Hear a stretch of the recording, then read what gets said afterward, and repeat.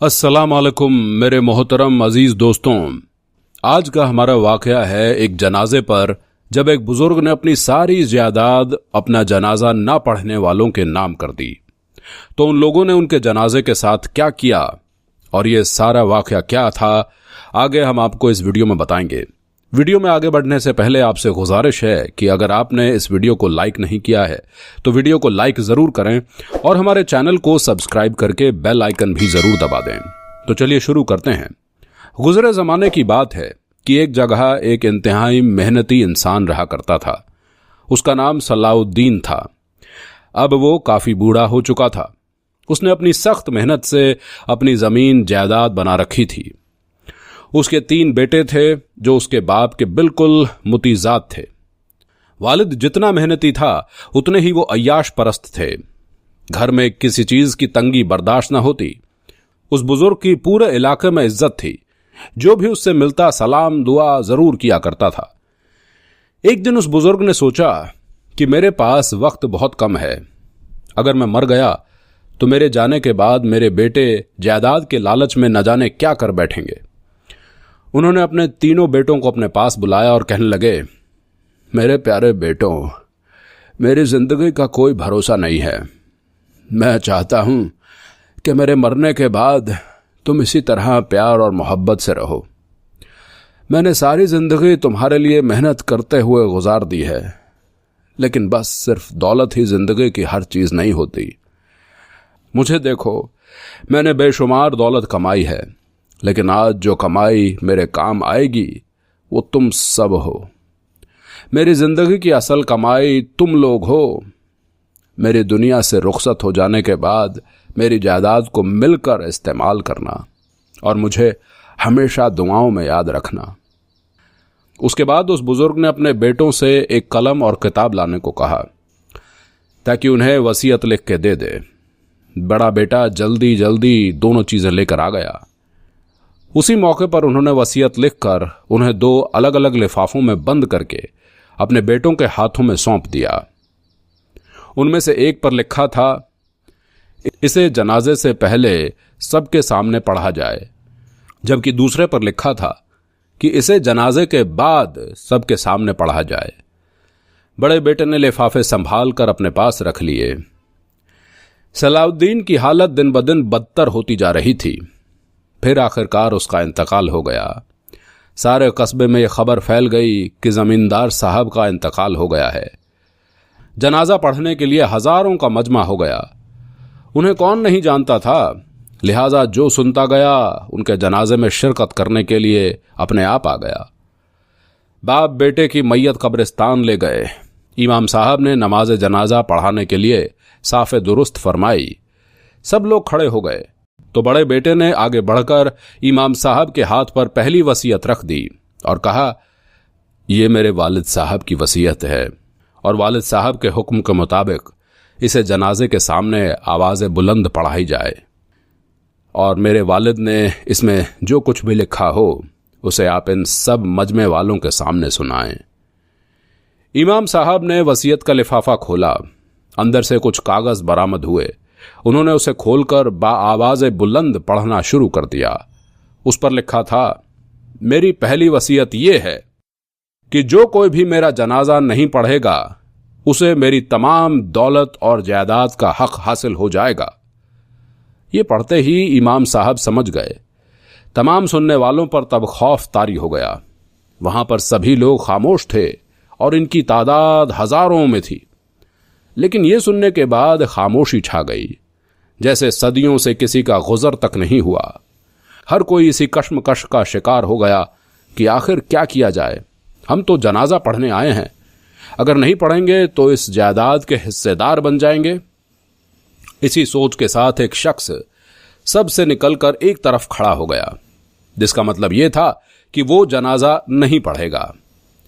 इसके बाद दूसरे लोगों को भी हौसला मिल गया, क्योंकि हर कोई जायदाद हथियाना चाहता था, लेकिन मारे शर्म के जनाजा छोड़कर जाने की हिम्मत नहीं थी।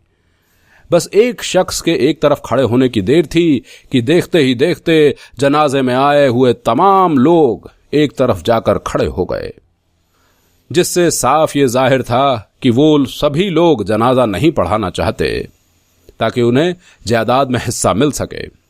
अब जनाजा पढ़ने के लिए सिर्फ बच्चे, सिर्फ इमाम साहब और मरने वाले के 3 बेटे। इमाम साहब परेशान थे कि यहां कोई फतवा भी नहीं दिया जा सकता है। ये लोग नमाज जनाजा पढ़ने के लिए राजी हो जाएं। उधर तीनों बेटे इसी कश्मकश में पड़े हुए थे कि आखिर क्या किया जाए। अगर नमाज जनाजा पढ़ेंगे तो कुछ भी नहीं मिलेगा, अगर ना पढ़ी तो कुछ ना कुछ तो मिल ही जाएगा। काफी सोच विचार के बाद तीनों ने यह फैसला किया कि वो जनाजा नहीं पढ़ेंगे। इस तरह वो तीनों कम ज़र्फों के साथ जाकर खड़े हो गए। अब बचे अकेले इमाम साहब, तो वो एकदम हैरान हो गए। अब करें तो क्या करें। वो खड़े यही सोच रहे थे कि अचानक कब्रिस्तान के करीब से 3 लोगों का गुजर हुआ। इतने सारे लोगों को इकट्ठा देखकर वो रुक गए। उन्होंने देखा कि जनाजे की तैयारी की जा रही है, तो वो तीनों नमाज जनाजा की अदायगी में खड़े हो गए। इमाम साहब रुकू में चले गए और उनके बाद वो आयत पढ़कर सुना दी ताकि अगर वो ना पढ़ना चाहें तो पढ़ें। वसीयत देखकर वो लोग हैरान रह गए और मरने वाले के बेटों की तरफ देखा और उन्हें यूं खड़े होने का सवाब समझ में आ गया। तो कहने लगे, लोगों, ये दिन सब ने देखना है, और अगर तुम किसी का जनाजा पढ़ोगे तो कल को लोग तुम्हारा जनाजे में आएंगे।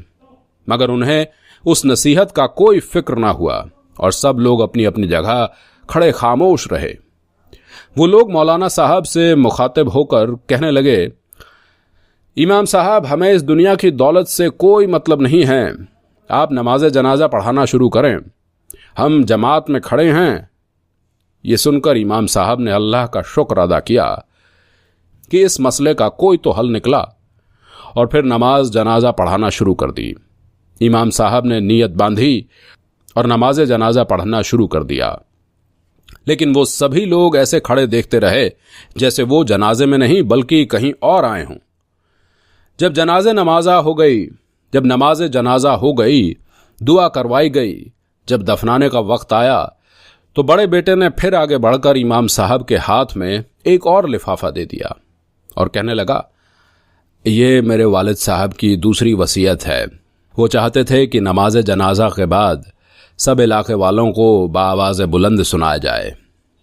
इमाम साहब ने लिफाफा खोला, उसमें से कागज निकलकर पढ़ना शुरू कर दिया। उसमें लिखा था, मैं अपनी पहली वसीयत को मंसूब करता हूं, यानी कि मैं उसे खत्म करता हूं, और मेरी तमाम जायदाद उन लोगों में बराबर बांट दी जाए जिन्होंने मेरा जनाजा अदा किया हो।